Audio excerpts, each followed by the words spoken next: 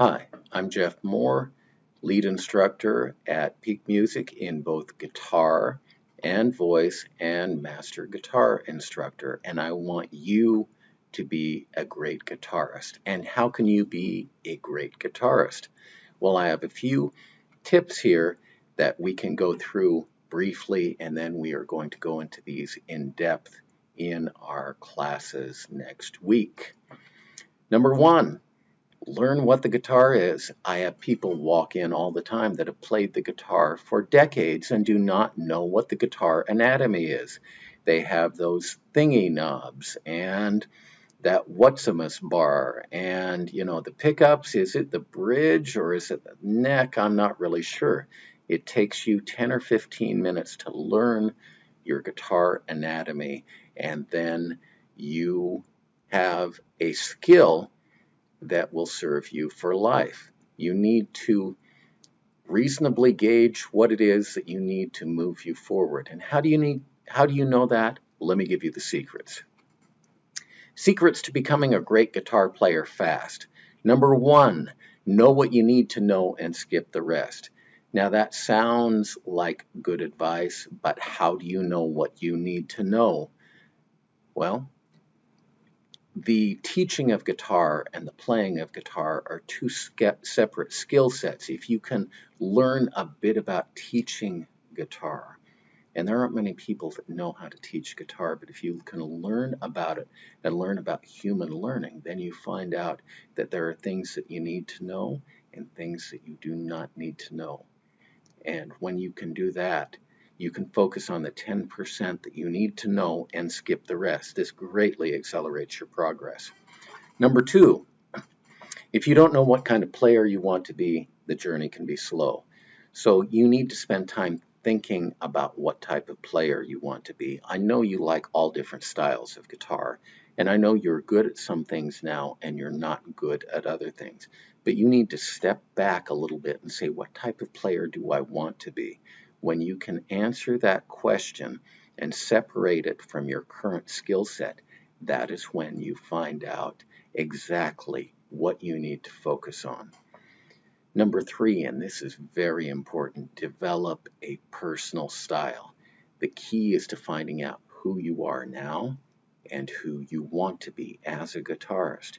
If you can do this, you will be ahead of 99.9% of the guitarists out there that are just pretending to be someone else. Personal style trumps technical playing any day. And you can see this. There are guitar players, B.B. King, wonderful, wonderful musician, great composer. He was a mediocre guitarist, and he would tell you that. But he had style. He knew how to communicate with his guitar. That was his style. Number four, practice holes in your knowledge, not strengths. And by holes, I mean gaps. I mean weaknesses, areas that you have difficulty with. And if you can identify those areas where you have difficulty, then you focus on those. You don't need to play the riff that you can play perfectly 100 times because it's more satisfying. What you need to do is find a way to focus on the gaps in your knowledge and identify those gaps.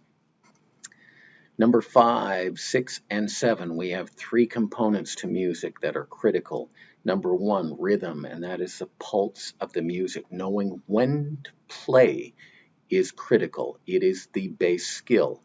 Above that, melody, knowing what to play as far as a melody line, and that is a single note at a time, like a vocalist or a guitar soloist would play. And harmony is the third thing that you really need to understand, and that is what most people would call chords, but it is really the canvas that we paint melodies on, using rhythm as the brush to put that on in various places. It is really cool, and once you understand those three things, you have skills that set you apart from other guitarists. All right, how do you know what you want to know? How do you know what kind of guitarist you want to be? Number 1, you need to identify what type of cognitive learner you are, and that is picking up knowledge from listening to things, um, from other written and auditory materials like this video. Do you pick up knowledge well from that, or do you not? Number two, you need to identify your end goals, and that goes back to what kind of guitarist you want to be. And you need to break those end goals down. You don't say, I want to be able to play a complicated jazz piece, or I want to play 1,000 notes per minute. You need to identify those and give yourself milestones that are based on your personal learning style. What type of kinesthetic learner you are, and that is body and nervous system, how you respond to physical changes. And playing the guitar is a physical, cognitive, kinesthetic activity. It is something that integrates body, mind, and soul. If you ask me, it is pure emotion that we are playing when we can do it well. So what type of kinesthetic learner are you? And then you can identify what type of training program you need to make you the guitarist that you would like to be. Number four, your ability to be positive. If you cannot be positive about your own playing and abilities, you will slow down your progress greatly, and you may kill your ability to become a great guitar player. So you have to develop the ability to critically analyze your playing and not be negative, and be positive about your future progress. That's why we spend so much time with the mental game here at Peak Music. And number five, your ability to chart and plan. You have to be able to break down things into milestones, and that's something that we do for you as our students. So if you don't have that capability, we can do that for you. Personal style, how can you find one? Number one is defining, even before number one, defining what is personal style. And personal style is not being somebody else. Personal style is what you want to present to the world. So, number one, style is not sloppy. Style is very personal. It is a piece of you. It is how you relate to the world. It is what you want to present to the world. Number three, style requires work, and it requires work because you have to examine exactly what you want to present. And that's a big question. If you can think about that, all of a sudden you become a better guitarist because you know what you want to do, and then you can refine what you want to do. And number four, and this is obvious, but most people don't realize it, style isn't what someone else is doing. And I have guitarists all the time who come in here and play licks that other players have done, or they slightly modify licks of other players, and they say, well, that's my personal style. No, it's not. Your personal style is something you develop that is a trademark of you. And that doesn't mean you don't play similar music and similar styles to other people, but it is, you need to define how that is unique to you, and we can help you work through that here. All right, filling in the holes, the gaps, or the weaknesses in your capabilities as a guitarist is key. Identify knowledge holes. What knowledge do you need to play the guitar? That's things you need to learn sitting in a classroom situation. Number two, identify technique holes. What's slowing you down on the guitar neck? Because you have to have certain knowledge that is in your fingertips. You have to be able to play at a technical ability level that represents your personal style and desires to fit the type of music that you want to play on the guitar. So technique is critical. What type of gaps do you have in technique? And you break the technique gaps down into three areas, and that is right hand, you know, how you are picking, or if you're in a left-hand guitar, it would be your left hand, but it is basically right hand technique, left hand technique, and then synchronization. Synchronization is where most guitarist problems occur when they get to a higher technical level because they don't know how to synchronize left hand and right hand. And we can help you with that here. So if you're having synchronization problems, let me know. Okay, our 3 musical areas. Rhythm is key 1.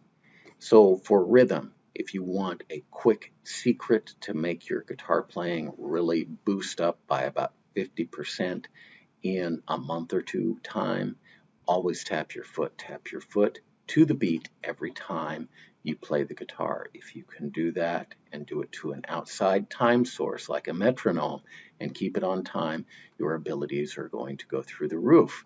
And that is because, number 2, you start to be able to develop 2-tiered rhythm, and you need exercises to be able to do that. That means you can keep rhythm to the bass beat and intersperse that with other rhythms that complement or are even